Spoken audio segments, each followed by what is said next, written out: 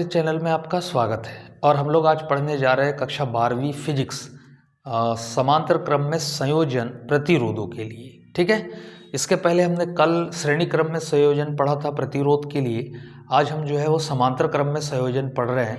बहुत सरल है और ये वाला डेरिवेशन भी जो है वो कक्षा 10वीं के बच्चों के लिए भी बहुत उपयोगी है।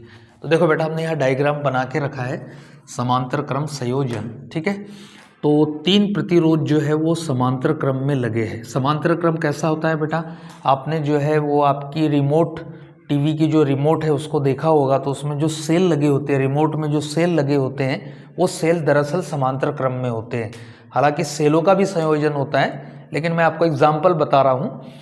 और अगर आपने टॉर्च में सेल देखा होगा तो उसमें सेल एक के पीछे एक लगे होते हैं, वो श्रेणी क्रम होता है। तो ठीक इसी प्रकार का प्रतिरोधों का भी जो है वो क्या होता है, इस प्रकार का संयोजन होता है। ठीक है, तो हमने एक इसके अंदर बैटरी लगा दी है और एक इसमें दाब कुंजी लगी है। कुंजी दबाकर बैटरी को स्टार्ट करते हैं और प्लस के चिन्ह के तरफ से जो है वो धारा यहाँ से प्रवाहित होगी और धारा जो है वो इस संधि पर जाकर 3 भागों में विभाजित हो जाएगी। ठीक है, यहाँ हम ये कह सकते हैं कि प्रतिरोधों के अनुपातों में धारा विभाजित हो जाएगी। ठीक है, तो धारा यहाँ I1, I2, I3, प्रतिरोध हमने लिया है R1, R2 और R3 इस तरीके से। ऐसी कंडीशन में धारा का यहाँ से प्रमाण, ठीक है, भले यहाँ 3 भागों में विभाजित होता है लेकिन पहुँच तो रहा यहाँ पर, है ना। तो बिंदु A से बिंदु B तक, ठीक है, आवेश द्वारा किया गया कार्य कैसा रहेगा, समान रहेगा। इसलिए यहाँ पर हमने विभव जो है इन प्रतिरोधों के सिरों पर विभवांतर कैसा बनाया है, V बनाया है, यानी विभव यहाँ क्या रहेगा बेटा, समान रहेगा। ठीक है, तो हम लिखेंगे कैसा इसको, तो सबसे पहले समांतर क्रम संयोजन में हम क्या लिखेंगे कि माना 3 प्रतिरोध या N प्रतिरोध ले सकते हैं आप, R1, R2, R3 dash dash, ठीक है, समांतर क्रम में जोड़े गए हैं। प्रथम प्रतिरोधों के प्रथम सिरों को एक जोड़ बिंदु पर और प्रतिरोधों के दूसरे सिरों को एक जोड़ बिंदु पर जोड़ा जाता है। ठीक है, और यहाँ आप लिखेंगे कि परिपथ में प्रवाहित धारा का प्रमाण क्या है, I है। ठीक है, जो प्रतिरोधों के अनुपात में विभाजित हो जाती है या बढ़ जाती है I1, I2, I3 के रूप में। ठीक है, अब यहाँ पर जो है कुल धारा अगर I है तो हम यहाँ लिख सकते हैं बेटा, क्या लिख सकते हैं कि I is equal to I1 plus I2 plus I3, ये कुल धारा है और इसको इक्वेशन नंबर 1 बोल देंगे। ठीक है, अब चलते हैं हम ओम के नियम में। ठीक है बेटा, देखो ओम के नियम से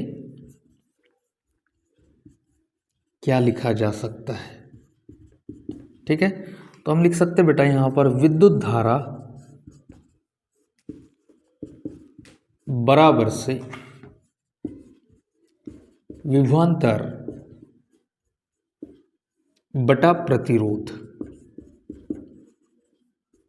ठीक है, इससे जो है वो कुल विद्युत धारा हम निकाल लेंगे। यहाँ पर कुल विद्युत धारा हमारे पास है I इज इक्वल टू विभवांतर तो V है। ठीक है, और कुल प्रतिरोध क्या मान लेंगे, R मान लेंगे और इसको बोल देंगे इक्वेशन नंबर 2। ठीक है, और फिर ओम के नियम से जो है हम यहाँ पर देखो, ओम के नियम से यहाँ हम I1, I2 और I3 की वैल्यू निकाल लेंगे। सबसे पहले हम निकाल लेंगे बेटा I1। ठीक है, तो I1 क्या हो जाएगा, I1 हमारे लिए क्या आ जाएगा, विभवांतर V। ठीक है, I1 जहाँ प्रवाहित हो रही है वहाँ पर प्रतिरोध R1 है, तो यहाँ हो जाएगा बेटा क्या, R1 इस तरीके से। ठीक है, इसी प्रकार से दूसरा क्या हो जाएगा, I2 इज इक्वल टू यहाँ हो जाएगा V बटे हो जाएगा R2 और तीसरे प्रतिरोध पर चलते हैं तो ये हो जाएगा I3 V अपॉन में हो जाएगा R3 इस तरीके से। ठीक है, बहुत सरल है। अब यहाँ पर जो है समीकरण 1 में मान रख देंगे। समीकरण 1 में मान रखने पर यह मान रख देंगे बच्चों।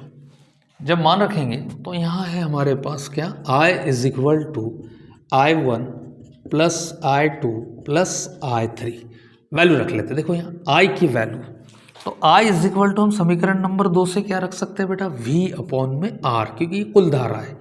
तो कुल धारा किसके बराबर होगी, कुल विभव बटे कुल प्रतिरोध के बराबर होगी, इज इक्वल टू I1 हो जाएगा V अपॉन में R1, I2 हो जाएगा V अपॉन में R2 और I3 हो जाएगा V अपॉन में R3, इस तरीके से। ठीक है, V सब में से कॉमन निकलता है, तो V बटा R is equal to V 1 upon R1 plus 1 upon R2 plus 1 upon R3, इस तरीके से। ठीक है, तो यहाँ क्या होने वाला है, V से V कैंसिल हो जाएगा और ये हो जाएगा बेटा 1 upon R is equal to 1 upon R1 plus 1 upon R2 plus 1 upon R3।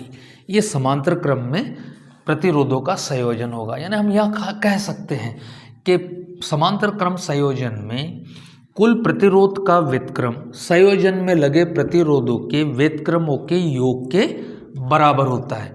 यदि प्रतिरोध के मान को कम करना हो तो उसे काय में जोड़ा जाता है, समांतर क्रम में जोड़ा जाता है।